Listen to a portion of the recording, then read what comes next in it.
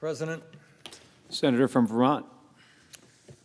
Mr. President, there has been a lot of attention and controversy attached to a recent action by the International Criminal Court, the ICC.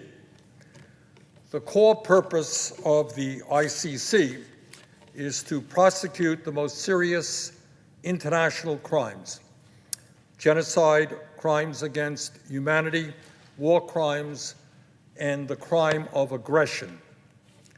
I believe that it is very important that all of us support accountability for these crimes and the important mission of the ICC.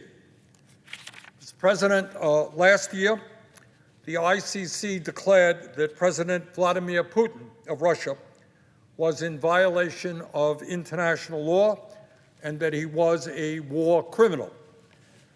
The ICC issued arrest warrants for Putin and one of his senior officials, saying there are reasonable grounds to believe that they had committed the war crime of unlawful deportation and transfer of population for their systematic kidnapping of thousands and thousands of Ukrainian children. I supported the ICC decision. And in fact, that is the tip of the iceberg of what Putin has done in Ukraine. Putin started the most destructive war in Europe since World War II. He has bombed civilians and devastated civilian infrastructure, killing at least 30,000 civilians and displacing millions more. Hundreds of thousands of Ukrainian and Russian soldiers have been killed or wounded as a result of Putin's horrific invasion of Ukraine. On that occasion, when the ICC declared Putin a war criminal, the United States government welcomed the ICC decision. A White House spokesperson said, and I quote, "There is no doubt that Russia is committing war crimes and atrocities in Ukraine, and we have been clear that those responsible must be held accountable. The ICC prosecutor is an independent actor and makes his own prosecutorial decisions based on the evidence before him. We support accountability for perpetrators of war crimes," end of quote. That is what a U.S. government spokesman said in March 2023, and I agree. In my view, Mr. Putin is, in fact, a war criminal. Mr. President, we live in a world of increasing division, tension, and hostility. Around the globe, countries are dramatically increasing their military budgets. More countries are attempting to gain nuclear weapons and other dangerous weapon systems. It is in times like these that we most need international law. Without it, we will have an even more violent world where might makes right and war criminals can act with impunity. In recent years, the ICC has attempted to hold governments and political leaders accountable for crimes against humanity. That is what they do, and that is what they are supposed to do. All wars are terrible, and very often civilian casualties are unavoidable. But after the horrors of the Second World War, countries throughout the world came together to try to establish rules to govern the conduct of war and to limit civilian casualties. The ICC's role is to enforce these limits. Mr. President, yesterday the ICC prosecutor announced that he was requesting arrest warrants for 3 top Hamas leaders, including Yahya Sinwar, the group's leader in Gaza. To my mind, Sinwar and his Hamas accomplices are clearly war criminals. The horrific October 7th terrorist attack on Israel began this war and included the mass murder of 1,200 innocent men, women, and children, the taking of hundreds of hostages, and sexual violence against captives. These war crimes are well documented, and very few people would dispute the merits of those charges. Mr. President, the ICC prosecutor also asked for arrest warrants for Israeli Prime Minister Netanyahu and Defense Minister Gallant. The ICC charges focus on the use of starvation of civilians as a method of war, as well as international attacks against the civilian population. Those are the charges. The use of starvation of civilians as a method of war, clearly a war crime, as well as intentional attacks against the civilian population.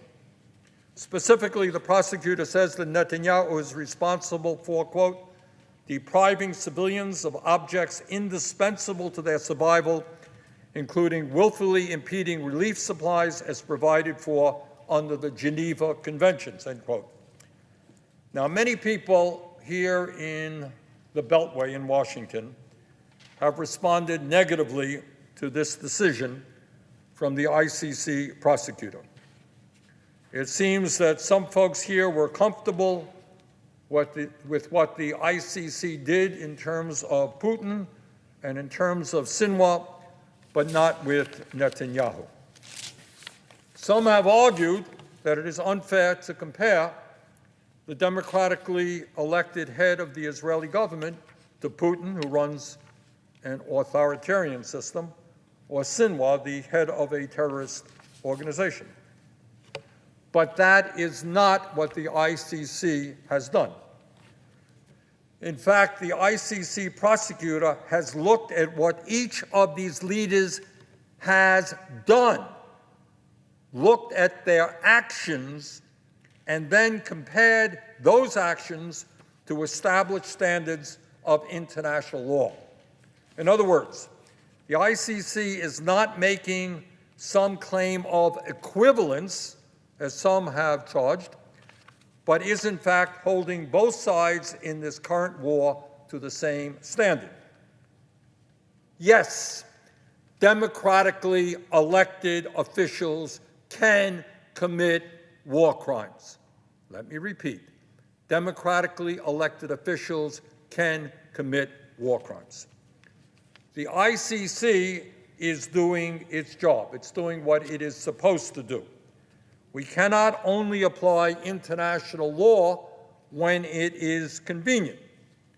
And the independent panel of international legal experts the ICC appointed to help with this case unanimously agreed with the charges. Mr. President, people may be uncomfortable to see the Prime Minister of Israel charged with war crimes. But let us take a hard look at what he has actually done. And we must determine whether his actions meet the standards of being a war crime. In 7.5 months, more than 35,000 Palestinians have been killed and almost 80,000 injured. Thousands more are still under the rubble, but their bodies have not been fully identified. Some 60% of the victims are women, children, or the elderly.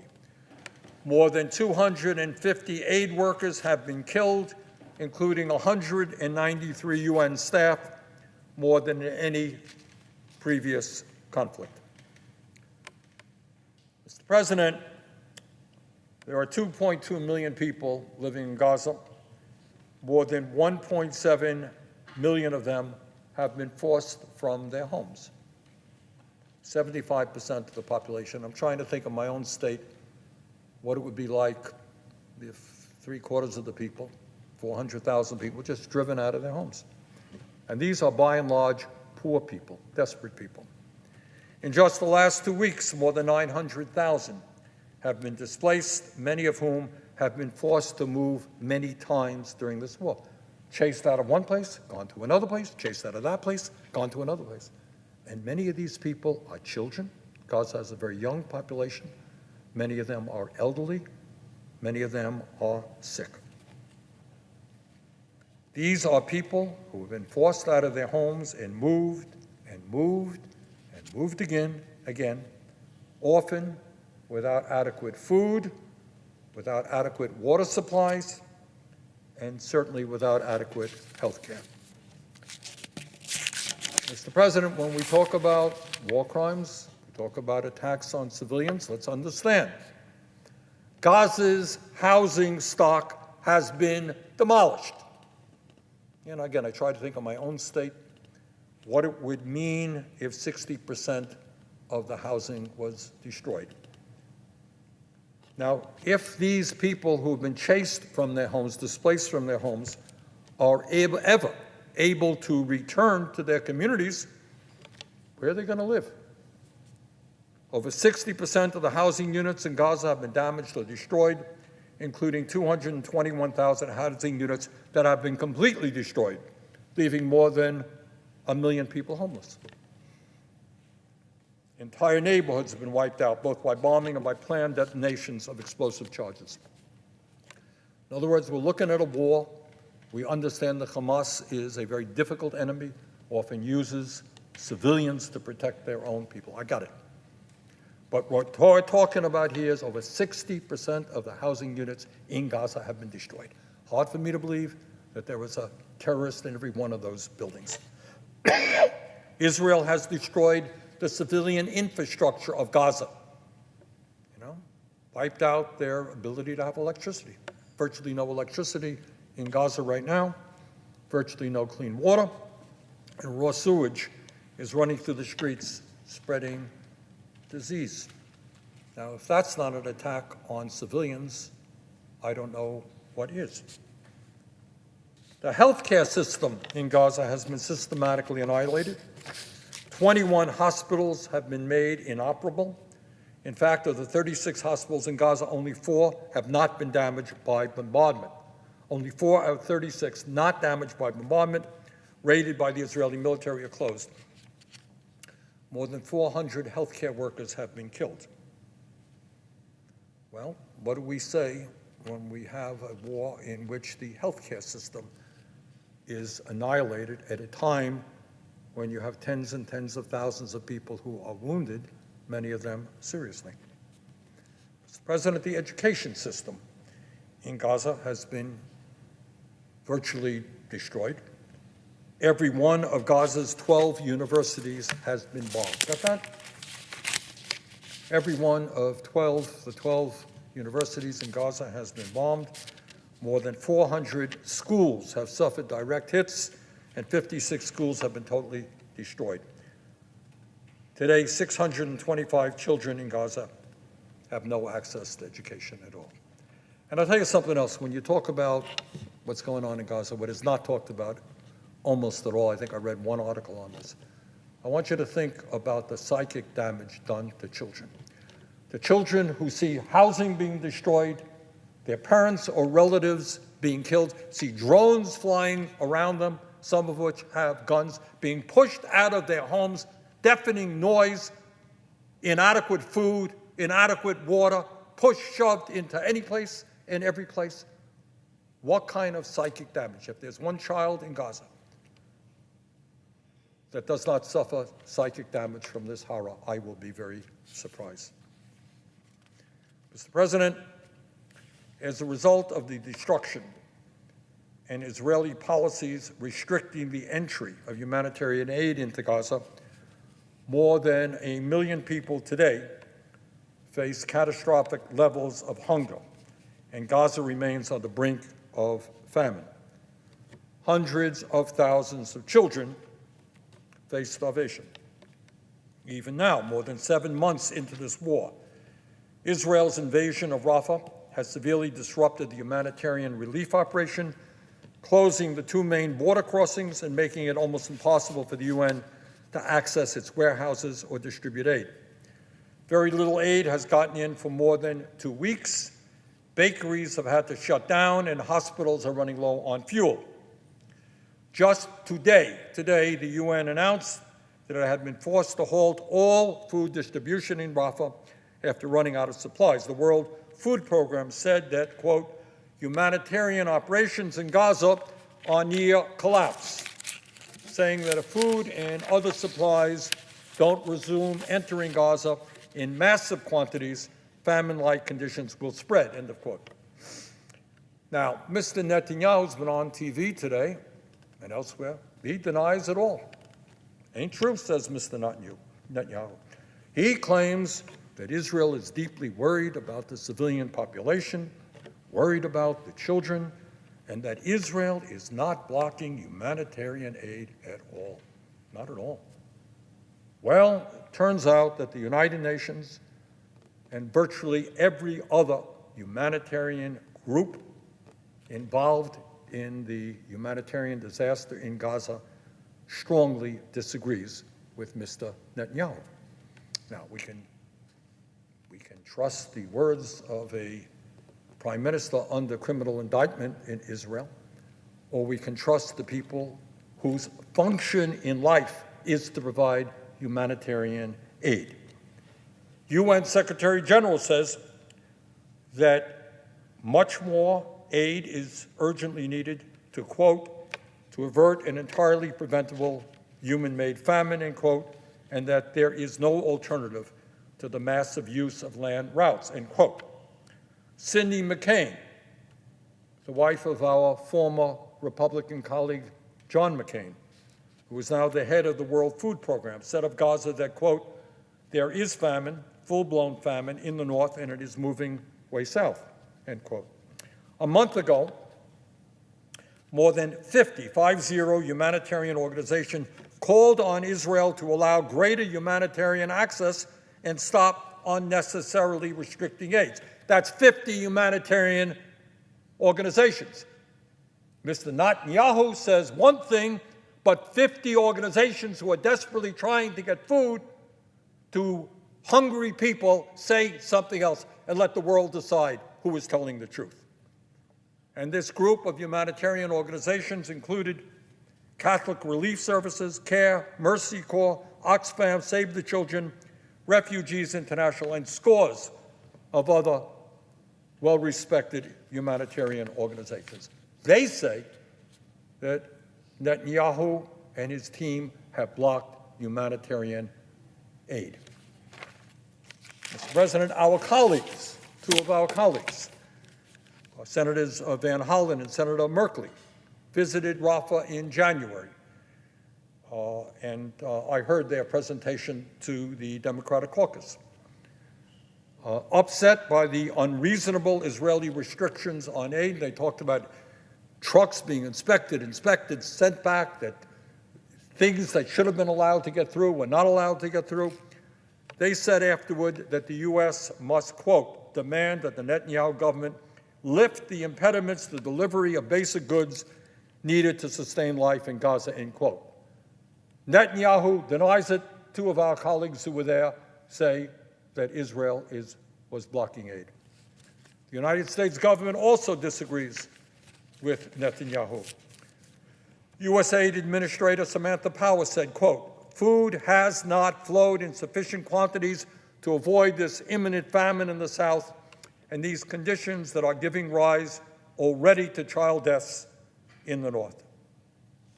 In March, Secretary of State Blinken said, quote, the bottom line is food is getting in, but it is insufficient, end quote.